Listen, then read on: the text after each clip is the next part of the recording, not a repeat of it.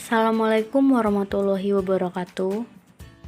Kembali lagi bersama Ibu Suci pada mata pelajaran KWU. Untuk melanjutkan materi yang sebelumnya, hari ini kita akan membahas sistem produksi kerajinan yang berdasarkan pada kebutuhan dan keinginan pasar global. Dengan kompetensi dasar sebagai berikut, serta tujuan pembelajaran sebagai berikut. Oke, tanpa berlama-lama lagi, mari kita masuk ke materinya. Hari ini Ibu hanya akan menjelaskan tentang teknis bagaimana sistem produksi dari kerajinan tersebut, sebelum nanti kita akan praktek pada pertemuan selanjutnya. Dalam melakukan sistem produksi, pasti kita merancang dulu produk apa yang akan kita buat. Bagaimana sih tahapan-tahapannya? Yang pertama adalah mencari ide produk. Dengan cara apa? Yaitu dengan cara curah pendapat. Nah, cara yang dapat kalian lakukan dalam mengembangkan ide ini adalah brainstorming.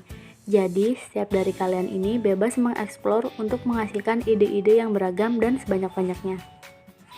Kunci sukses dari tahap brainstorming adalah kalian jangan ada perasaan takut salah, karena setiap orang bebas mengeluarkan pendapatnya.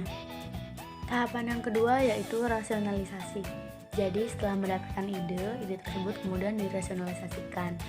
Rasionalisasi itu apa sih? Rasionalisasi adalah proses pengevaluasi ide-ide yang muncul dengan beberapa pertimbangan teknis. Misalnya, bagaimana sih cara penggunaan produk tersebut? Apakah bahan-bahan atau material yang digunakan sudah tepat atau bagaimana proporsi dan ukuran yang sesuai untuk produk tersebut agar mudah dibawa atau mudah dikirim melalui paket? Dan pertanyaan-pertanyaan lainnya. Jadi, dari berbagai ide-ide tersebut, kita kerucutkan lagi mana sih yang paling bagus dan masuk akal sehingga kita dapat memproduksi produk tersebut. Tahapan yang ketiga adalah prototyping atau membuat sketsa awal atau sketsa model. Jadi kita tahu nih bagaimana awal produk yang akan kita produksi itu seperti apa. Nah, sketsa yang dibuat ini biasanya dalam bentuk 2 dimensi atau hanya digambarkan dalam bentuk bidang datar. Kemudian produk kerajinan yang akan dibuat adalah dalam bentuk 3 dimensi. Maka model selanjutnya akan dilakukan dalam format 3 dimensi, yaitu dengan studi model. Jadi awalnya kita akan membuat dalam bentuk versi 2 dimensi. Kemudian jika kemampuan kita mendukung, maka akan diprototype melalui 3 dimensi. Setelah prototyping, selanjutnya adalah menentukan desain akhir. Jadi bagaimana sih final design dari produk yang akan kita buat setelah melalui berbagai macam pertimbangan. Setelah melakukan perancangan, kita akan masuk ke tahapan produksi. Tahapan produksi secara umum hanya terbagi menjadi beberapa bagian. Yang pertama yaitu pembahanan atau pengumpulan bahan baku. Yang kedua yaitu pembentukan atau proses kita membuat produk tersebut. Sedangkan yang ketiga yaitu perakitan untuk melengkapi bagian-bagian untuk menjadi satu. Yang keempat adalah finishing, adalah tahap penyelesaian akhir. Secara umum, tahapan produksinya seperti itu.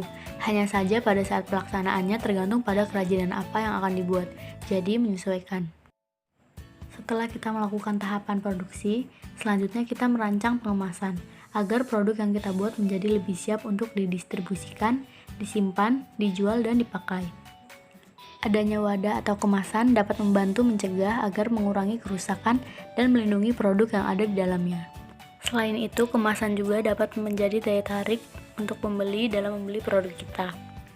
Hari ini sampai di sini dulu materinya. Tugas kalian untuk pertemuan hari ini adalah sebagai berikut. Silahkan tulis soal dan jawaban di buku catatan atau di buku latihan kalian, kemudian kirim ke Ibu. Oke, untuk hari ini sampai di sini dulu. Terima kasih sudah mengikuti pelajaran dengan baik. Assalamualaikum warahmatullahi wabarakatuh.